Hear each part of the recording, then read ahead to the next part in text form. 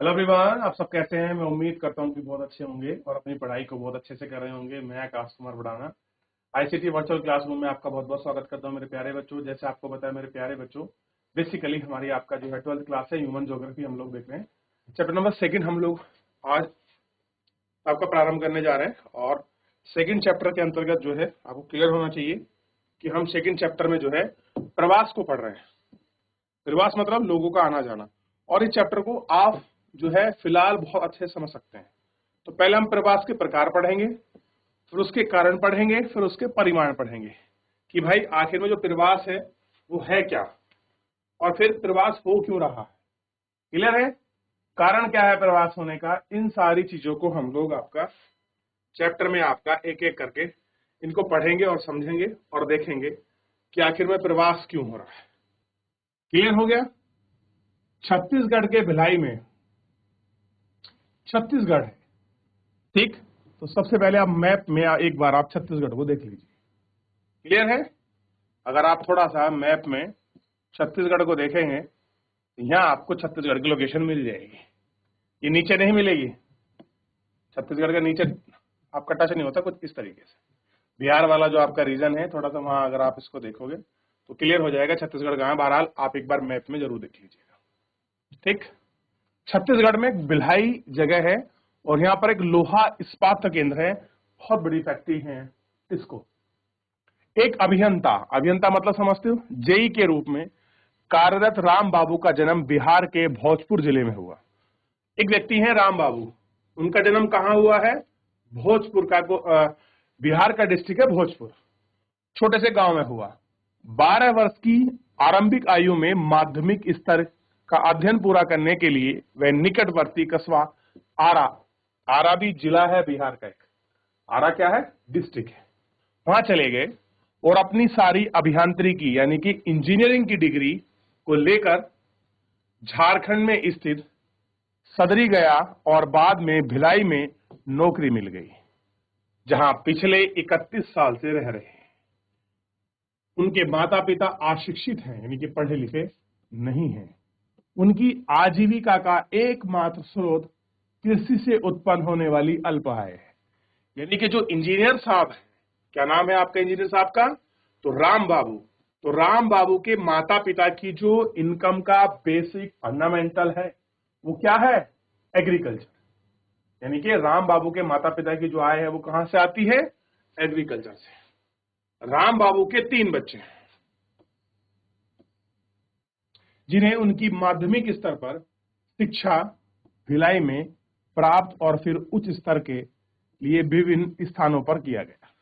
पहला बच्चा इलाहाबाद और मुंबई में पढ़ा, वर्तमान में दिल्ली में एक वैज्ञानिक के रूप में कार्यरत है। राम बाबू के 3 बच्चे हैं, तो एक का है माध्यमिक शिक्षा में आपका अभी हाई स्कूल इंटर कर रहा है, कहां से? भिलाई से ही। और एक ने क्या कर लिया है? हायर एजुकेशन करी है। और पहला बच्चा इलाहाबाद और मुंबई में पढ़ा है और वर्तमान में दिल्ली में एक साइंटिस्ट है, यानी एक वैज्ञानिक है। दूसरे बच्चे यानी लड़की अपनी उच्च शिक्षा पढ़ाई करने के बाद विश्वविद्यालय से ग्रहण और वर्तमान में संयुक्त राज्य अमेरिका में काम कर रही है। और तीसरा अपनी पढ़ाई पूरी कर शादी के बाद सूरत में बस गया है।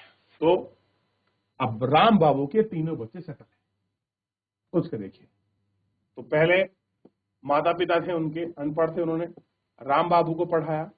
राम बाबू के 3 बच्चे हैं और तीनों बच्चे बहुत अच्छी जगह नौकरी कर रहे हैं। क्लियर है? और तीनों बड़े अच्छे वेल सेटल है। यह कहानी केवल राम बाबू और उसके बच्चों की नहीं है। गमगमन अधिक से अधिक वैश्विक वृत्ति वाले बताए जा रहे हैं। लोग एक गांव से दूसरे गांव, गांव से शहर, शहर से बड़े, बड़े से एक दूसरे में जाकर आपका चले जा रहे हैं, ठीक। ये क्या है कि लोग क्या कर रहे हैं? शहरों से बड़े शहर, गांव से शहर की तरफ आपका बढ़े जा रहे हैं। अपनी पुस्तक मानव भूगोल के मूल सिद्धांत, तो हमारी बुक क्या है? ह्यूमन ज्योग्राफी के मूल, बेसिक फंडामेंटल की बात। तो मानव भूगोल के मूल सिद्धांत में आप प्रवास, प्रवास का मतलब एक स्थान से दूसरे स्थान पर लोगों का जाना। हो सकता है गांव से शहर जाएं, शहर से बड़े शहर जाएं और शहर से कई विदेश चले जाएं। तो जो प्रवास है, प्रवास मतलब लोगों का एक स्थान से दूसरे स्थान के लिए जाना, प्रवास होता है। हम कहते हैं प्रवासी मजदूर हैं, हम भी प्रवासी हैं, अप्रवासी हैं। क्लियर है? प्रवास दिक् और काल के संदर्भ में जनसंख्या को पुनर्वितरण और अभिनंग एक महत्वपूर्ण कारक है कि जहां प्रवास होता है वहां पर जनसंख्या प्रभावित होती है। भारत देश के मध्य पश्चिमी एशिया तथा दक्षिण पूर्व एशिया से आने वाले प्रवासी की तरंगों का साक्षी रहा है। वास्तव में भारत का इतिहास देश के विभिन्न भागों में प्रवासी का एक के बाद एक आकर बसने का इतिहास है। एक नामी कवि फिरक गोरखपुरी के शब्दों में, सर ए जमीन ए हिंद अकम ए आदम फिराक काफिले बसते गए हिंदुस्तान बनता है। विश्व में, अब उसका मतलब है विश्व में सभी भागों में लोग कारवां भारत में आते रहे। लोग अफगानिस्तान से आए, लोग पाकिस्तान से आए, लोग नेपाल से आए, लोग बांग्लादेश से आए, लोग तिब्बत से आए, सब लोग भारत में आते रहे और क्या कह रहे, बसते रहे। इसी से भारत का विरचना हुई। इस प्रकार भारत से बहुत बड़ी संख्या में लोग बेहतर अवसर की तलाश में विशेष स्थान पर भी गए, जिसमें पश्चिमी यूरोप के देश अमेरिका, ऑस्ट्रेलिया, दक्षिणी पूर्वी एशिया में प्रवास करा। तो लोगों ने, कुछ लोग तो भारत आए अच्छी खोज के लिए, लेकिन कुछ लोग भारत से भी बाहर गए। तो दोनों काम हुआ है। क्लियर है? ठीक, इसको हम बाद में पढ़ेंगे, इस वाले गैप को, फिर आपको समझ आएगा। तो आप मुझे बताइए, अभी आपने पढ़ा है राम बाबू के 3 बच्चों की कहानी, क्या आपको सीखने की?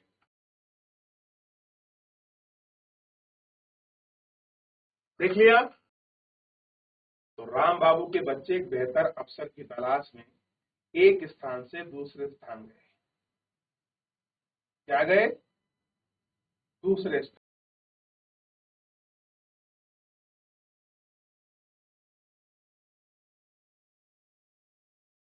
आगे बढ़े, चलिए आगे बढ़ रहे और आगे बढ़ के देखते, चलिए आगे बढ़ जाते हैं। अब देखते हैं,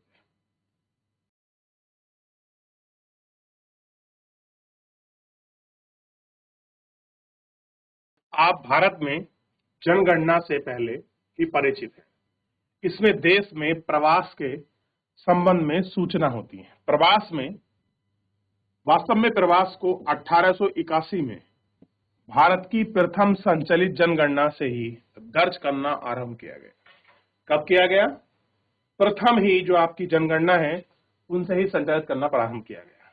इन आंकड़ों को जन्म स्थान के आधार पर दर्ज किया गया है, परंतु 1961 की जनगणना में पहला मुख्य शोधन किया गया और उसमें 2 घटक, जन्म स्थान अथवा गांव या नगर यदि अन्य जन्म स्थान है यानी कोई और बर्थ प्लेस है, ठीक, तो निवास की अवधि सम्मिलित की जाएगी। यानी कि जनगणना से का जो पहला मुख्य शोधन किया गया कि उसमें 2 घटक थे। एक जन्म स्थान जहां पर आप पैदा हुए, आप किसी गांव के हो सकते हैं, किसी शहर के हो सकते हैं, या अन्य कोई स्थान हो, जैसे आप विदेश में पैदा हो गए, ठीक है। तो निवास की अवधि सम्मिलित कर दिया गया है। इसके बाद 1971 में पिछले निवास स्थान और गणना के स्थान को रोकने की अवधि अतिरिक्त सूचनाओं में सम्मिलित किया गया। अभी कहां पैदा हुए इसको हमने क्या बना दिया? अतिरिक्त सूचना। प्रवास के कारण सूचनाओं का समावेशन 1881 की जनगणना में किया गया। कैसे किया गया?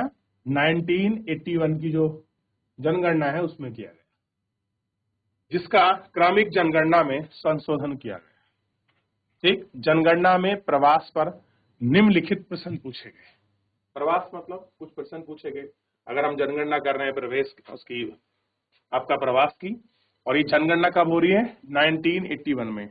1981 में जब आपकी जनगणना हुई, देखा गया तो कौन कौन से प्रश्न पूछे गए प्रवास संबंधित। देखिए, अब आपकी जनगणना होनी है इस वर्ष और अगले वर्ष, 2 वर्ष में, यानी कि 26 और 27 में जनगणना पूरी हो जाएगी और वो 2026 की जनगणना के रूप में हमारे सामने आएगी।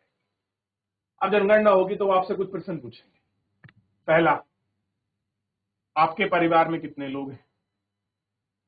क्लियर है? कितने स्त्री कितने पुरुष हैं? कितने बच्चे 7 साल से ऊपर की आयु के हैं? कितने बच्चे 7 साल से कम उम्र की आयु के हैं? कितने बच्चे आपके कौन कौन सी क्लास में पढ़ रहे हैं? कितने बच्चों ने नौकरी करी है? आपके घर के पक्के मकान कितने हैं? आपके घर में मोबाइल है, टीवी है, ये सब है कि नहीं? इस सब चीजों को देखा जाएगा। क्या व्यक्ति इसी गांव में, शहर में पैदा हुआ है? क्या व्यक्ति इसी गांव, इसी शहर में आपका पैदा हुआ है? यदि नहीं, तब जन्म के स्थान की ग्रामीण या नगरीय स्थिति, जिला या राज्य का नाम, यदि भारत से बाहर का है तो जन्म स्थान की सूचना प्राप्त की जाएगी। मान लीजिए मुझसे पूछा कि आप कहां हुए हैं पैदा, आप शहर में हुए हैं, गांव में? मैं कहूंगा जी मैं गांव में पैदा हुआ। किस जिले में है, स्थिति क्या है? तो मैं कह दूंगा कि मैं देहरादून में पैदा हुआ हूं, तपोवन में। या मान लीजिए XY, जिला मेरा देहरादून, राज्य मेरा उत्तराखंड। अगर मैं यहां का नहीं हूं तो मैं कह दूंगा कि मैं X व्यक्ति हूं, ए व्यक्ति हूं, मैं अमेरिका में पैदा हुआ हूं, कैलिफोर्निया मेरा स्टेट है, और मैं कुछ जगह है वहां से निवास करता हूं। मान लीजिए ABC जगह से मैं निवास करता हूं। ये जानकारी देनी होगी। क्या व्यक्ति इस गांव या शहर में कहीं और से आया है, ये बताना होगा कि आप जिस स्थान पर रह रहे हैं ये आपका मूल स्थान है, आप कहीं से आए हैं।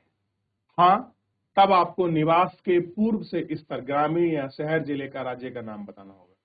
मान लीजिए कहीं बाहर से आए हैं, आप कहेंगे मैं फला देश से आया हूं। मान लीजिए मैं कहां से आया हूं, दिल्ली से आया हूं, ठीक है। या आप कहेंगे मैं यूपी से आया हूं। यूपी में जिला कौन सा है? तो आप कहेंगे मैं मुरादाबाद से आया हूं, ठीक है। मुरादाबाद में तहसील कौन सी? तो मैं कह दूंगा भाई तहसील मेरा ठाकुर द्वारा है, गांव मेरा ये है। तो ये मुझे जानकारी देनी होगी। यदि भारत से बाहर के हैं तो देश का नाम और उसके बारे में अगले प्रश्न पूछे जाएंगे, ताकि ये क्लियर हो जाए कि लोग कहां से ज्यादा प्रवास कर रहे हैं, कहां को प्रवास कर रहे हैं, कितने लोग भारत में आ रहे हैं, कितने लोग किस राज्य में कहां पर प्रवास किया, ये सारी जानकारी हमको सुनिश्चित कराई। क्लियर है? ध्यान रहेगा, जनगणना कोई आसान काम नहीं है, बहुत कठिन कार्य है जनगणना। मैं आपसे फिर कहता हूं, जनगणना बहुत कठिन कार्य है।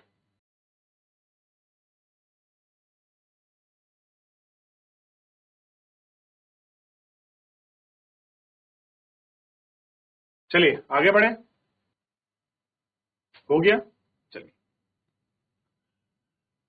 इसके अतिरिक्त पिछले निवास स्थान और प्रवास के कारण और गणना पर निवास की पूछी जाएगी।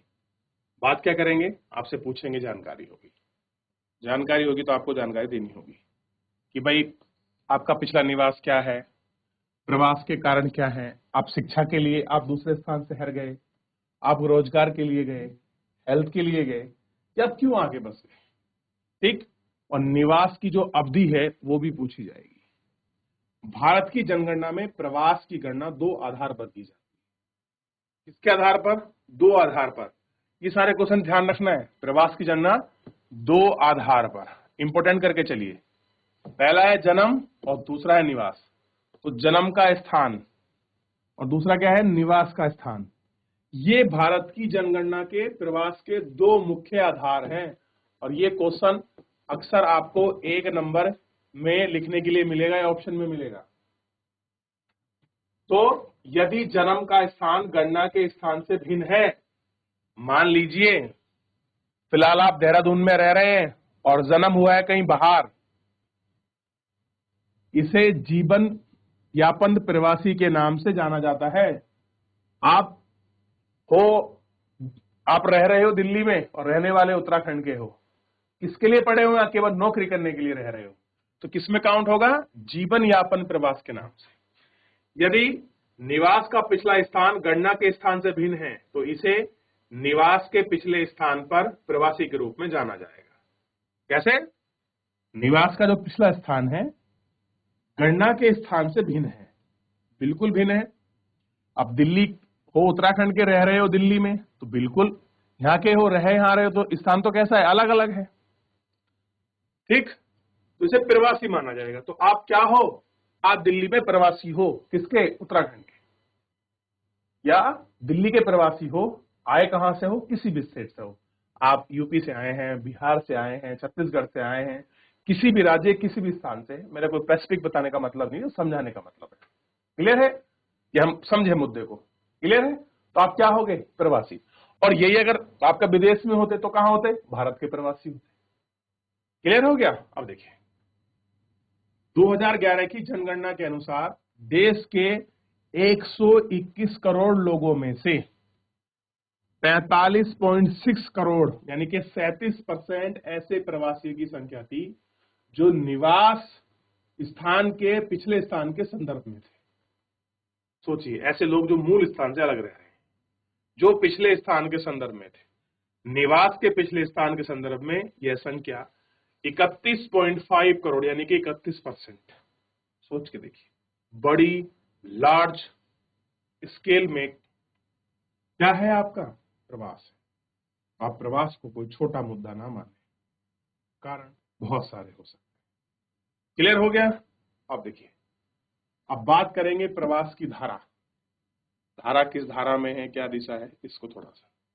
प्रवास की धारा, आंतरिक प्रवास यानी कि आंतरिक प्रवास का मतलब देश के भीतर, और एक हुआ अंतर्राष्ट्रीय प्रवास। तो प्रवास के दो प्रकार हमें समझ आए। एक क्या हुआ, देश के अंदर,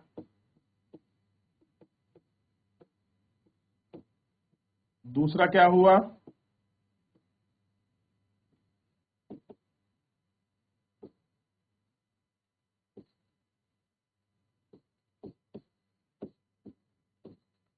देश के बाहर। देश के अंदर, देश के बाहर।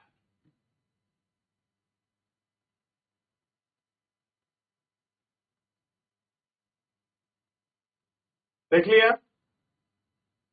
और आंतरिक प्रवास के चार धाराओं की पहचान की गई है। पहला, ग्रामीण से ग्रामीण,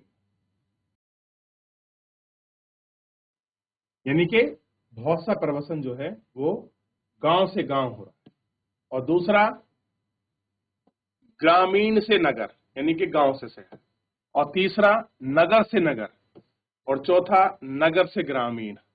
यानी कि ये मत समझना कि प्रवासन केवल गांव से शहर में हो रहा है, लोग शहर से गांव भी आ रहे हैं।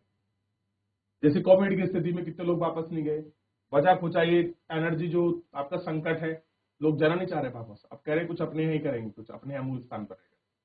तो ऐसा भी प्रवास हो रहा है। और 2011 के पिछले आधार पर 45.6 करोड़ प्रवासियों में से 14.2 करोड़ प्रवासी पिछले 10 वर्ष में अपने निवास स्थान बदल दिया गया है।